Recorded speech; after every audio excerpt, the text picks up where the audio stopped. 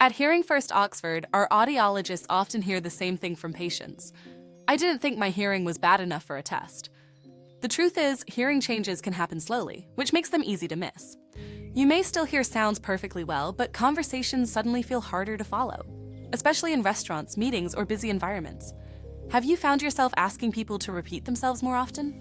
Turning the TV volume up higher than everyone else prefers? Struggling to hear in noisy places but doing fine one-to-one? These can all be early signs that your hearing has changed, even if it feels subtle. Another thing many people don't realize is that blocked ears and excess wax can sometimes mimic hearing loss symptoms. That's why seeing an audiologist matters. A proper assessment can help determine whether the issue is temporary earwax buildup or something that would benefit from hearing support. The earlier hearing changes are identified, the easier they are to manage. Modern hearing aids are smaller, smarter, and more discreet than ever before, with features like Bluetooth connectivity and clearer speech support in noisy environments.